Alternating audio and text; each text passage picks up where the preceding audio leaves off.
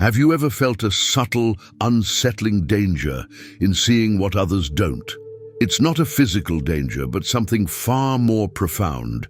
It's the danger that comes not because you're wrong, but because most people simply aren't ready to see what you see. This heightened awareness, this ability to perceive the world beyond its surface, can be isolating. When you begin to see beneath the everyday appearances, the polite masks people wear, the societal illusions we all accept, the unconscious patterns driving our behaviors, you also begin to see how much of the world operates on a kind of chosen blindness. And herein lies the great paradox of awakening. The clearer your vision becomes, the lonelier the road ahead often feels. This isn't about superiority, it's about separation. A quiet, knowing separation that changes everything. Every soul at some point reaches a moment of reckoning, a point where the old way of seeing the world simply collapses. It might be a sudden event or a gradual dawning, but once it happens, you can't go back.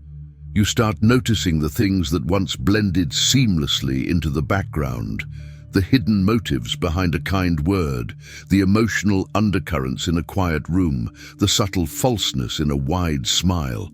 These details, once invisible, are now glaringly obvious. The psychologist Carl Jung once said, "The privilege of a lifetime is to become who you truly are." But he might have added that this privilege comes with a significant cost. To see the truth, you must first be willing to lose your illusions, and losing illusions can be a painful, disorienting process. Suddenly, you stop fitting in. Conversations that used to be entertaining now feel hollow and empty. Social gatherings can feel like navigating a minefield of unspoken truths. You start to sense energies that others are oblivious to. You can read emotions that are never spoken aloud, and you carry a quiet, unshakable knowing that sets you apart. You're not better, you're not worse, you're just different. And this profound sense of separation, this feeling of being an observer in a world of participants, can feel a lot like exile. You might look at the people around you, people you love, and realize you're living in a slightly different reality, seeing a layer of the world they haven't yet accessed. It's a lonely place to be, standing on the shore of a new perception while everyone else is still sailing on the old, familiar sea. The constant awareness of what's really happening beneath the surface of life carries a heavy weight. This is the shadow side of insight. The danger of this deep perception is a kind of psychological fatigue. Imagine constantly seeing the hypocrisy, the hidden pain, the layers of denial in almost every interaction. It can be utterly overwhelming for the psyche.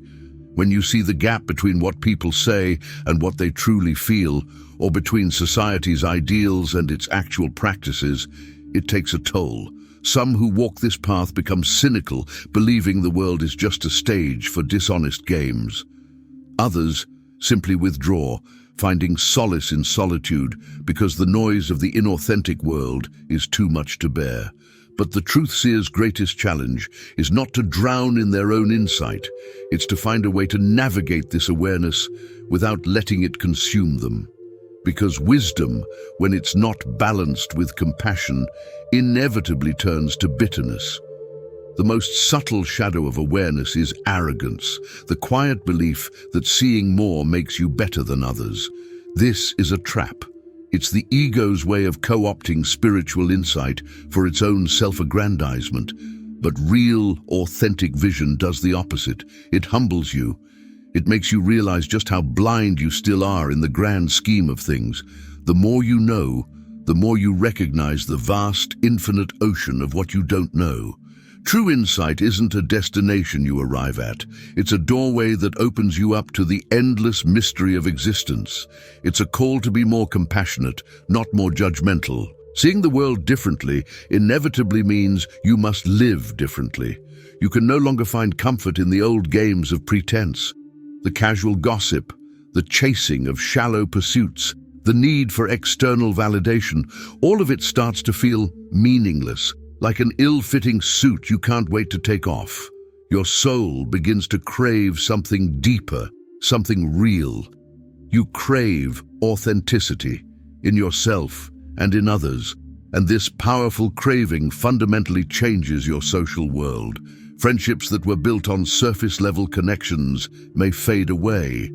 You might find yourself with fewer people to talk to, not because you're pushing them away, but because the frequency you're operating on has changed. The old conversations no longer resonate. This period of isolation can be painful. It can feel like a punishment, as if you've done something wrong to deserve this loneliness. But it's crucial to reframe this experience. This solitude is not a punishment, it is a preparation. Think of the great prophets, the mystics, the visionaries throughout history. Almost all of them walked through a valley of isolation. They spent time in the desert, on the mountaintop, or in silent monasteries. This wasn't because the world rejected them, but because they were being shaped, refined, and strengthened to hold a new frequency of truth. In the quiet, you learn to trust your own inner guidance. You build the strength to stand in your own knowing, even when no one else understands. To see clearly is to carry a unique responsibility, the responsibility to embody a truth that others can't yet imagine. This solitude is the training ground for that great task. So if seeing more clearly brings isolation and fatigue, where is the light in all this? The danger of seeing what others don't is also the destiny of those who are called to a life of inner sight. It's a sacred calling, not a curse. Your role is not to shake others awake or force them to see the world through your eyes. That would be an act of ego, not of wisdom. Your true role is simply to live what you've seen, to embody it with every fiber of your being. The greatest teachers in history didn't convince people with arguments. They inspired them through their embodiment. They were the living proof of a different way of being. If you can hold your unique vision with humility, grace, and an open heart, your very presence becomes a light for others who are still navigating the shadows. You become a quiet permission slip for them to begin their own journey of awakening when the time is right. Ultimately, seeing the truth doesn't make you separate from humanity. It deepens your love for it. You see the shared struggles, the collective longing for connection, the universal fear of the unknown. Your perception allows you to love people not for their masks, but for the beautiful, vulnerable souls hiding behind them. So protect your vision. Nurture it in silence when you must. And remember, the clarity you possess is a burden only until you learn how to transform it into your greatest gift. The danger of seeing what others don't is the very beginning of becoming who you were always meant to be.